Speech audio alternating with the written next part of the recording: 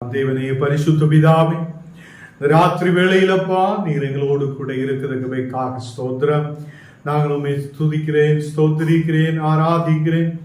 உம்முடைய தெய்வீக பிரசனத்தால் நீர் எங்களை நிரப்புதகவைக்காக ஸ்தோத்திரம். தேவனே, நீர் எங்களை ஆசீர்வதித்து பலப்படுத்துத தேவன், ஒரு நாள் வழி நடத்துதவராய் கூட இருக்கிறதுக்காக ஸ்தோத்திரம். தேவனே, நீர் திராட்சை செடியாய் இருக்கிறார். நாங்கள் உம்முடைய அதே கிளைகளாய் இணைக்கப்பட்டிருக்கும் போது தேவனே, இந்த நாடுகளில் எங்களை வளர வைக்க நீர் உண்மையுள்ளவராய் இருக்கிறதுக்காக ஸ்தோத்திரம். தேவனே, நாங்கள் மனிதர்களை சார்ந்த அல்ல தேவனே, உண்மையே சார்ந்து இருக்க நீர் கிருபை செய்ததுக்காக ஸ்தோத்திரம். இன்னைக்கு காலையிலிருந்து இதுவரையிலும் நீர் பாதுகாத்தினீரே, அதுக்காக நன்றி. தேவனே, ஒவ்வொரு மக்களுடைய வேலைகளிலும் உம்முடைய பிரசன்னம் கூட இருந்த கிருபைக்காக ஸ்தோத்திரம். நீர் மாத்திர பரிசுத்தர், நீர் மாத்திர உண்மையுள்ள தேவன். நீர் எங்களை ஆசீர்வதித்து பலப்படுத்துதவர் கர்த்தரே. இந்த நாளுகளிலும் எல்லா இந்த மக்களையும் நீர் ஆசீர்வதித்து பலப்படுத்தி வழி நடத்தும் ஆண்டவரே. ஒவ்வொரு குடும்பங்களிலும் தெய்வீக சமாதானம் இறங்கி வரப்பட நீர் கிருபை செய்யும். எங்களை முற்றிலும் தாழ்த்துகிறேன், அர்ப்பணிக்கிறேன். இன்னைக்கு வந்திருக்கிற எல்லா மக்களையும் உங்களுடைய கரத்தில் ஒப்பு கொடுக்கிறேன், இயேசுவின் நாமத்தில் தரவிதாவே. ஆமீன், ஆமீன். கர்த்தர் நம்மை ஆசீர்வதித்து வழி நடத்துவார். இந்த நாடுகளில் தெய்வீக பிரசனத்தால் தேவன் நம்மை ஆசீர்வதித்து வழி நடத்துதவராய் இருக்கிறார். கர்த்தர் பிள்ளைகளே, நாம் அநேகம் அதே பிரச்சனைகளின் நடுவில், கண்ணுநீரான சூழ்நிலைகளின் நடுவில், பலவீனதைகளின் நடுவில், வியாதிகளின் மத்தியில் நாம் தேடுத ஒரு இடம்தான் இயேசு. அவர் நம்மை சௌக்கியமாக்குவார், அவர் நம்மை விடுவிப்பார், அவர் நமக்காக யாவற்றையும் செய்து முடிப்பார் என்று நாம் விசுவசித்து இயேசுவுக்கு பின்னாலே செல்லுகிறார்.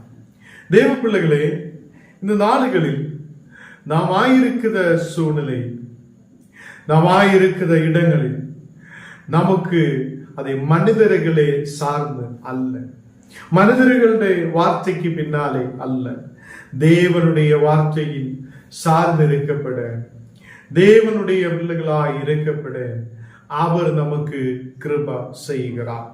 இந்த நேரத்தில் தேவன் உங்களையும் உங்களுடைய குடும்பங்களையும் ஆசீர்வதித்து வழி நடத்துவார். இன்னைக்கு சங்கீத பகுதிக்கு நேராய் நாம் கடந்து செல்லலாம். சங்கீதம் 121 கொடுக்கப்பட்டுள்ள வேத பாடம் சங்கீதங்களின் புஸ்தகம் 121 அதிகாரம், வசனங்கள் 1 முதல் கடைசி முடிய. எனக்கு ஒத்தாசை வரும் பர்வதங்களுக்கு நேராக என் கண்களை ஏறெடுக்கிறேன். வானத்தையும் பூமியையும் உண்டாக்கின கர்த்தரிடத்திலிருந்து எனக்கு ஒத்தாசை வரும். உன் காலை தள்ளாட ஒட்டார், உன்னை காக்கிறவர் உறங்கார். இதோ இஸ்ரவேலை காக்கிறவர் உறங்குவதும் இல்லை, தூங்குகிறதும் இல்லை. கர்த்தர் உன்னை காக்கிறவர், கர்த்தர் உன் வலது பக்கத்திலே உனக்கு நிழலாய் இருக்கிறார். பகலிலே வெயிலாகிலும் இரவிலே நிலவாகிலும் உன்னை சேதப்படுத்துவதில்லை. கர்த்தர் உன்னை எல்லா தீங்குக்கும் விலக்கி காப்பார், அவர் உன் ஆத்துமாவை காப்பார். கர்த்தர் உன் போக்கையும் உன் வரத்தையும் இது முதற் கொண்டு என்றென்றைக்கும் காப்பார். கர்த்தர் தாமே இந்த வசனங்களை ஆசீர்வதிப்பாராக. ஆமென். வசனத்துக்கு நேராய் கடந்து செல்லலாம். 1 தெசலோனியர் 4 அதிகாரம் അതിന്റെ 17 വചനം നാം വാസിக்கலாம். 1 തെസലോനിയർ 4 அதிகாரம் അതിന്റെ 17 വചനം. ஆகையால் இந்த வார்த்தையினால் ஒருவரை ஒருவர் தேற்றுங்கள். இங்கே நாம் வசனத்தில் பார்க்கும்போது இந்த வார்த்தையினாலே, இந்த வசனங்களினாலே ஒருவரே ஒருவர் தேற்றுத மக்களாய் நாம் காணப்படணும். கர்த்தர் பிள்ளைகளே, நாம் சபைகளில், நாம் ஆயிருக்கிற இடத்தில், நாம் போகும்போது வரும்போது எல்லா இடங்களிலும் தேவனுடைய வார்த்தையாலே ஒருவர் ஒருவரே தேற்றுத மக்களாய் இருக்கணும். கீழே விழுந்து விடுத மக்கள், எழும்ப முடியாத இருக்கிற மக்கள், முன்னாடி போகுறதுக்கான வழி இல்லாத இருக்கிற மக்கள், அநேக கவலையோட கண்ணீரோட வியாதியோட இருக்கிற மக்கள், அதே அவங்களே நாம் தேற்றுதவங்களாய், அவங்களை வசனத்தை சொல்லி அவங்களை பலப்படுத்துதவங்களாய் நாம் காணப்படணும். இங்கே தெசலோனிக்கேயர் 4 அதிகாரம் അതിന്റെ 13ാമത്തെ വചനം വാസിക്കുമ്പോൾ அன்றையும் சகோதரங்களே நித்திர கொண்டவரில் நிமித்தம் நீங்கள் நம்பிக்கையற்றவரான மற்றவர்களை போல துக்கித்து அறிவில்லாதிருக்க எனக்கு மனதில்லை என்று சொல்லுகிறார். கர்த்தர் பிள்ளைகளே, இங்கே நித்திர கொண்டவங்களை போல, நித்திர கொண்டவரில் நிமித்தம் நீங்கள் நம்பிக்கையற்றவரான மற்றவர்களை போல துக்கித்து இருக்கிறவங்களாய், அறிவில்லாத இருக்கிறவங்களாய், துக்கித்து அறிவில்லாத இருக்கிறவங்களாய் இருக்கக்கூடாது என்று இங்கே வேதத்தில் சொல்லப்படுகிறது. கர்த்தர் பிள்ளைகளே, நமக்கு தெரியும், நாம் இந்த உலகத்தில் கொஞ்ச நாளத்தைக்கு வாழுகிறோம். அநேக மக்கள் இன்னைக்கு பலம் இருக்கும் போது, அவங்களுக்கு எல்லாவித நன்மைகள் இருக்கும் போது, அவங்கள்தான் இந்த உலகத்தில் பெரியவங்கள் என்று நினைக்கும். அநேகர் இந்த உலக ஆசையில் முன்னாடி கடந்து செல்லும். நாம் இந்த உலகத்தில் கொஞ்ச நாளைக்கு தான் இருக்கிறார். யாராலும் அதே ஒரு 70, 80, 100, 105, 107 இதுக்கு மேலாக யாராலையும் முன்னாடி போக முடியாது. நமக்கு தெரியும், நிறைய பேருடைய வாழ்க்கை கொஞ்ச நாளைக்கு தான் குறிக்கப்பட்டிருக்கிறது. இந்த நாடுகளில் நாம் இந்த உலகத்தில் உயிரோடு இருக்கும் போது தேவனை துதிக்கிற மக்களாய், தேவனை ஆராதிக்கிற மக்களாய், அவரை தெரிந்த மக்களாய் நாம் ஆயிருக்கிறோம். இங்கே இந்த உலகத்திலிருந்து ஒருவன் எடுக்கப்பட்டால், இந்த உலகத்திலிருந்து ஒருவன் நித்திர கொண்டால், நாம் அதை நம்பிக்கையற்றவரான மற்றவர்களை போல, விசுவாசம் இல்லாதவர்களை போல துக்கித்து அறிவில்லாதிருக்க அது எனக்கு மனதில்லை என்று அங்கே சொல்லப்படுகிறான். கர்த்தர் பிள்ளைகளே, நாம் ஒரு ஆள் நித்திர கொண்டிருக்கும் போது, நாம் இங்கே உலகத்தில் ஏதோ துக்கித்து கவலைப்பட்டு இருக்கிறவங்களாய் அல்ல. கர்த்தர் நமக்கு உயிரை கொடுத்திருக்கிறது. அவர் எப்போது நம்மை கூப்பிடுதோ அப்போது அவருடைய பக்கத்தில் தான் நாம் கடந்து செல்லுகிறார் என்றுள்ள விசுவாசம் நமக்கு இருக்குது. அதுதான் இங்கே சொல்லுகிறார். அப்போஸ்தலன் சொல்லும் போது, நீங்க ஆகையால் இந்த வசனங்களாலே ஒருவருக்கொருவர் தேற்றுங்கள் என்று சொல்லப்படுகிறார். இந்த உலகத்தில் கஷ்டம் இருக்கலாம், இந்த உலகத்தில் பாடுகள் இருக்கலாம், இந்த உலகத்தில் துன்பங்கள் இருக்கலாம், அநேக பிரச்சனைகள் இருக்கலாம். நமக்கு ஒரு நித்தியமான வாழ்க்கை இயேசுவிலூടെ நமக்கு கிடைக்கிறது என்றுள்ள நம்பிக்கை நமக்கு இருக்கிறது. இந்த வசனங்கள் ஓரோ விசுவாசிகளும் சொல்லி அவங்கள் ஒருவருக்கொருவர் தேற்றுதவங்களாய் காணப்படும். கர்த்தர் பிள்ளைகளே, இந்த உலகத்திலே நம்முடைய வாழ்க்கை முடிந்து விடுவது இல்லை. நமக்கு ஒரு நித்தியமான வாழ்க்கை கொடுக்க இயேசுவினால் முடியும். நாம் இயேசுவுக்குள் இருக்கும் போது கர்த்தர் நமக்கு ஒரு நித்தியமான வாழ்க்கை கொடுக்கிறவராய் இருக்கிறார். அதனாலே இந்த உலகத்தில் நித்திர கொண்டவங்களை குறித்து நாம் நம்பிக்கையற்றவனாய மற்றவர்களை போல நாம் துக்கித்திருக்க கூடாது.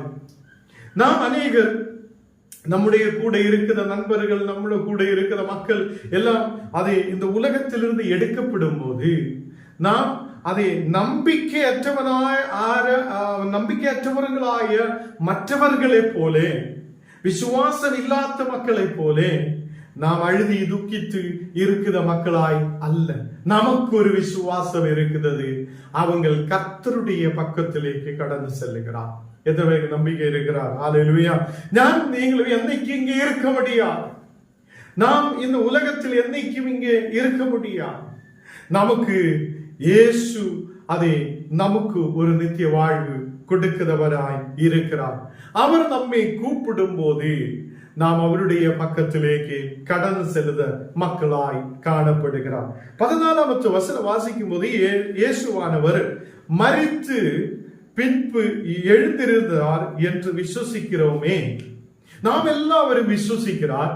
இயேசு மரித்தோரிலிருந்து பின்பு எழுந்திருந்தார் என்று நீங்களும் விசுவசிக்கிறார். ஏனென்றால் சீஷர்கள் அதை பார்த்திருக்கிறது. அநேக மக்கள் இயேசு உயிர் தெழும்பியதே, எழுந்திருக்கிறதே, உயிரோடு வந்ததே அநேகர் பார்த்திருக்கிறது. அநேகர் சாட்சி சொல்லப்பட்டிருக்கிறது. அவர் மரித்து அடக்கம் பண்ணப்பட்டு அவர் உயிர் தெழும்பி அவர் 40 நாளோളം அநேகருக்கு நான் உயிரோடு இருக்கிறார் என்று காட்டி இருக்கிறது. கர்த்தருடைய பிள்ளைகளே, அநேகம் திருஷ்டாந்தங்களால் அவர் தேவனுடைய ராஜ்யத்தை குறித்து பிரசங்கம் பண்ணி மக்களே அதை போதித்து இருக்கிறார் ஒருவர். அதனாலே அவர் மரித்து மண்ணின் அடியில் இருக்கிறவர் அல்ல. அவர் மரித்து அடக்கப்பட்டு மண்ணுக்கு மண்ணாய் சேர்ந்தவர் அல்ல. இந்த நாடுகளில் இயேசுவானவர் மரித்து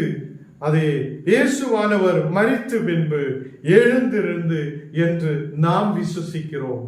நீங்களும் ஞானம் இன்னைக்கு விசுவசிக்கிறார். இயேசு மரித்தோரிலிருந்து எழும்பி இருக்கிறது. இயேசு மரித்தோரிலிருந்து அவர் உயிர் தெழும்பி இருக்கிற தேவன் அப்படியே என்னையும் உங்களையும் உயிர்ப்பிப்பார் என்று ஞானம் நீங்கள் விசுவசிக்கிறார். ஹல்லேலூயா, ஹல்லேலூயா. கர்த்தர் நம்மோடு கூட இருக்கிறது. இங்கு வசனத்தில் சொல்லுகிறது, அப்படியே இயேசுவுக்குள் நித்திரை கொண்டவரையும் தேவன் அவரோடு கூட கொண்டு வருவார் என்று சொல்லுகிறார். அப்ப இயேசுவுக்குள் நித்திரை கொண்டவங்கள், அப்ப இயேசுவுக்குள் யாரும் நீங்களும் இருக்கிறார்.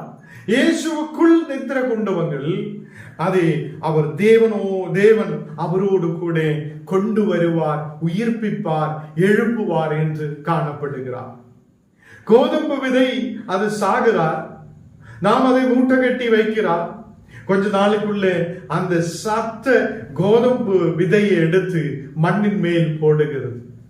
அது புது சரீரமுள்ள ஒரு செடியாய் வளர்ந்து வருகிறது. ஒரு சின்ன கோதம்பு விதை ஒரு புது சரீரமாய் மாற்றப்படுவது போல மனித வாழ்க்கையும் இயேசுவுக்குள் இருக்கிற மக்கள் அவங்க மண்ணினுக்கு மண்ணாய் சேரும் போதும் அவங்க புது சரீரத்தோட எழும்பி வருவார் என்று கர்த்தருடைய வார்த்தை சொல்லப்படுகிறது. அதனால இந்த உலகத்திலே எல்லாம் முடிந்து விடுவது இல்லை. எனக்கு உங்களுக்கு ஒரு நம்பிக்கை இருக்கிறது, எனக்கு உங்களுக்கு ஒரு விசுவாசம் இருக்கிறது. நம் வாழ்க்கை இங்கே முடித்து விட்டு எங்கேயோ போகுதவராய் அல்ல. நமக்கு தெரியும், நாம் இயேசுவோடு கூட வாழ்ந்தவங்களாய் காணப்படுவார்கள். ஹல்லேலூயா. அதுதான் இங்கே வசனத்தில் சொல்லப்படுகிறது. அப்படியே இயேசுவுக்குள் நித்திரை கொண்டவரையும் தேவன் அவரோடு கூட கொண்டு வருவார் என்று காணப்படுகிறது. 1 தெசலோனிக்கர் 4 அதிகாரம் 15 வசனத்தில் வாசிக்கும் போது கர்த்தருடைய வார்த்தையை முன்னிட்டு நாங்கள் உங்களுக்கு சொல்லுவதாவது கர்த்தருடைய வருகை மட்டும் உயிரோடு இருக்கும் நாம் நித்திரை அடைந்தவர்களுக்கு முந்திக் கொள்வதில்லை என்று சொல்லுகிறது. கர்த்தருடைய பிள்ளைகளே, அவருடைய வருகை நாம் எதிர்பார்ப்போடு இருக்கிறது. இயேசு வருவார். அவருடைய மேல் நம்பிக்கை வைத்திருக்கிறவங்களே கொண்டு போகுவார் என்று நமக்கு தெரியும். இங்கே சொல்லப்படுகிறது, கர்த்தருடைய வார்த்தையை முன்னிட்டு நாங்கள் உங்களுக்கு சொல்லுவதாவது கர்த்தருடைய வருகை மட்டும் உயிரோடு இருக்கும் நாம், கர்த்தருடைய வருகை வரைக்கும் உயிரோடு இருக்கிற மனிதர்கள் நித்திரை அடைந்தவர்களுக்கு முந்திக் கொள்வதில்லை என்று காணப்படுகிறது. 16 வசனம் வாசிக்கும் போது, ஏனெனில் கர்த்தர் தாமே ஆரவாரத்தோடும் பிரதான தூதனுடைய சத்தத்தோடும் தேவ எக்காலத்தோடும் வானத்திலிருந்து இறங்கி வருவார். ஹல்லேலூயா. அப்போ கர்த்தர் எப்படி வருவார் என்று இங்கே சொல்லப்படுகிறது. கர்த்தர் தாமே ஆரவாரத்தோடும் பிரதான தூதருடைய சத்தத்தோடும் தேவ எக்காலத்தோடும் கூட வானத்திலிருந்து இறங்கி வருவார். அப்போ நமக்கும் எனக்கும் உங்களுக்கு ஒரு நம்பிக்கை இருக்கிறது. ஆண்டவர் நம்மை கொண்டு போகிறதுக்காக, சேர்த்து கொள்வதற்காக அவர் அதி சீக்கிரமாய் வரப்போகிறது என்று நமக்கு தெரியும்.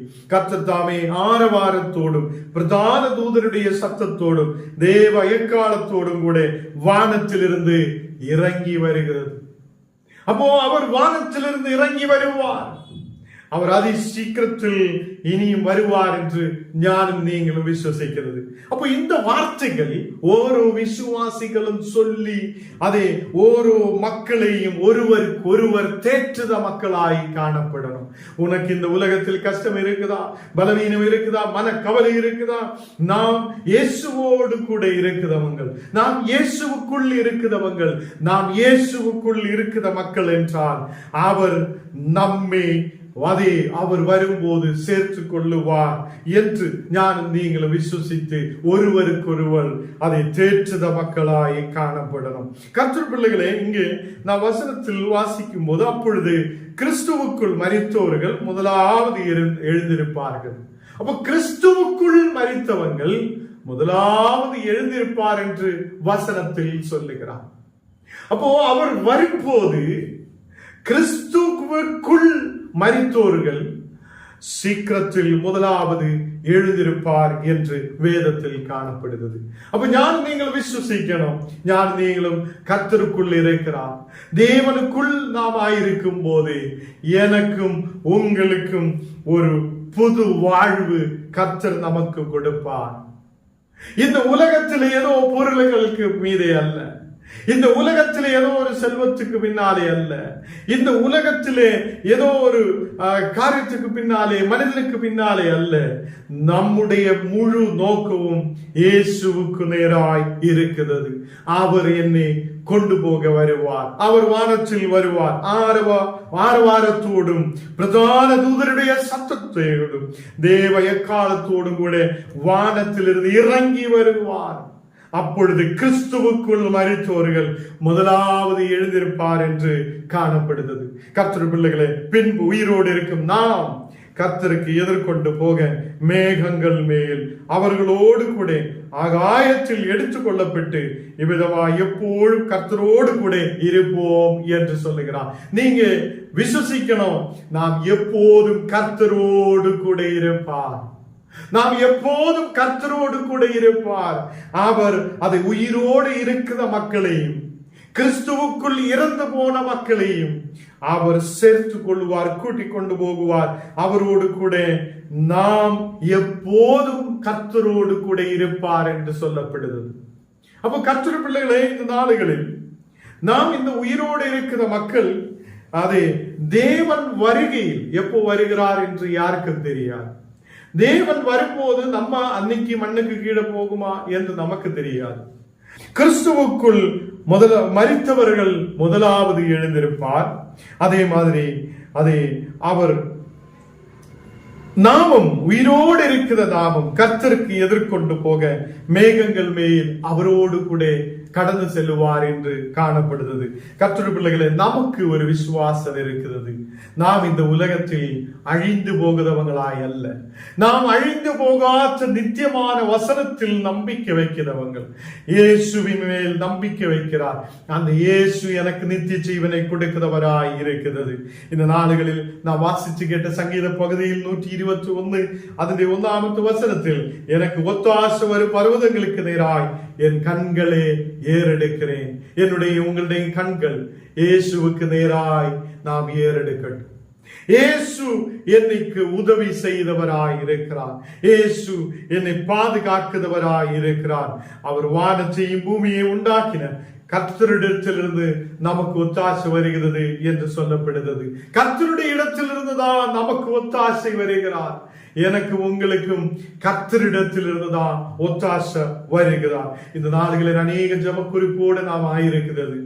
நாம் அநேக மக்கள் இந்த நாடுகளில் ஒரு எதிர்பார்ப்போடு இருக்கிறது. ஆண்டவர் உனக்கு ஒரு ஒத்தாசை அனுப்புதவராய் நம்மோடு கூட இருக்கிறது. முன்னாடி நாம் கேட்ட வசனம், நமக்கு ஒரு நம்பிக்கை இருக்கிறது. நாம் தேவனோடு கூட எப்போதும் இருப்பார். நாம் கிறிஸ்துவுக்குள் இறந்து போனாலும், நாம் உயிரோடு இருந்தாலும் நாம் தேவனோடு கூட இருப்பார் என்று நாம் வசனத்தில் கேட்டது. இப்போ நாம் சங்கீத பகுதியில் கேட்கிறது, நமக்கு ஒரு ஒத்தாசை வருகிறது. அது தேவனிடத்திலிருந்து வருகிறது, அது கர்த்தரிடத்திலிருந்து வருகிறது. அவர் இஸ்ரவேலை காக்குத தேவன். அவர் உறங்குவதும் இல்லை, தூங்குவதும் இல்லை. இந்த நாடுகளில் அவர் உறங்காமல் தூங்காமல் என்னையும் உங்களையும் பாதுகாக்கிற தேவனாய் இருக்கிறது. நம் தேவைகளை சந்திக்கிறவராய் இருக்கிறது. நம்முடைய ஜெபங்களை கேட்கிறவராய் இருக்கிறது.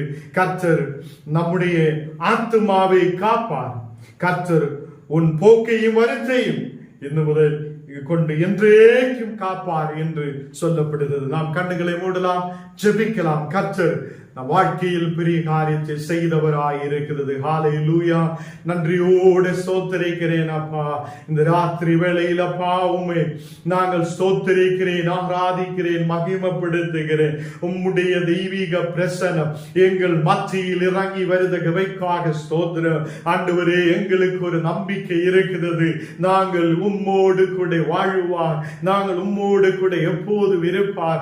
ஆண்டவரே, நீர் எங்களுக்கு ஒத்தாசை அனுப்புத தேவன், நீர் எங்களை பாதுகாக்குத தேவன், எங்கள் சேவைகளை சந்திக்குத தேவன். இந்த நாளுகளில் ஒரு பெரிய விடுதலை கொண்டு நிரப்பி எங்களை ஆசீர்வதிக்க நீர் உண்மையுள்ள தேவனாயிருக்கிறதற்காக ஸ்தோத்திரம். ஆண்டவரே, இன்னைக்கு கடந்து வந்திருக்கிற ஓரோ மக்களையும் உம்முடைய கரத்தில் ஒப்பு கொடுத்து ஜெபிக்கிறேன். உம்முடைய தெய்வீக பிரசன்னம் இப்பொழுது ஓரோ மக்கள் மேல் ஊற்றப்படுவதற்காக ஸ்தோத்திரம். விசுவாசத்தோடு ஜெபிக்கிறது. உங்கள் மேல் கர்த்தருடைய வல்லமை இப்போது ஊற்றப்படுகிறது. தேவ வல்லமை இப்போது இறங்கி வருகிறது. தெய்வீக பிரசனத்தால் நிரப்புகிறது. எல்லா தடைகள் மாற்றப்படுகிறது. எல்லா பலவீனதைகள் இப்போது அழிக்கப்படுகிறது. கர்த்தர் நம்மோடு கூட இருக்கிறார். அவர் நம்மை பலப்படுத்துத தேவன், அவர் நம்மை வழி நடத்துத தேவன். ஹalleluya. இன்னைக்கு வியாதியோட பலவீனத்தோடு இருந்து ஆண்டவரே எங்களுக்கு ஒரு விடுதல் வேணும் என்று ஜெபிக்கிற ஒரு மக்களுக்காக ஜெபிக்கிறேன். ஆண்டவரே, ஒரு விடுதலை கொண்டு நிரப்பட்டும். அநேக மக்கள் வேலை வாய்ப்புகளுக்காக ஜெபிக்கிறார். ஆண்டவரே, வேலைகள் கொடுத்து நீர் ஆசீர்வதியும், வழிகளை திறக்கும். நாங்கள் நம்பிக்கை வைக்கிறேன். நீர் எங்களுக்கு ஒத்தாசை அனுப்புத தேவன். இந்த நாடுகளில் விசுவாசத்தோடு ஜெபிக்கும் போது தடைகள் உடைந்து மாறுகிறது, தடைகள் மாறுகிறது. ஆண்டவரே, ஒரு விடுதலை கொடுத்து நல்ல வேலை வாய்ப்புகளை கொடுத்து மக்களை ஆசீர்வதிக்கிறதற்காக ஸ்தோத்திரம். ஆண்டவரே, இந்த நேரத்தில் அப்பா ஓரோ குடும்பங்களுக்காக ஜெபிக்கிறேன். தெய்வீக சமாதானம் ஓரோ குடும்பங்கள் மேல் இறங்கி வரட்டும். ஒரு தெய்வீக பிரசனத்தால் நிரப்பட்டும். இந்த மக்கள் ஆசீர்வதிக்கப்பட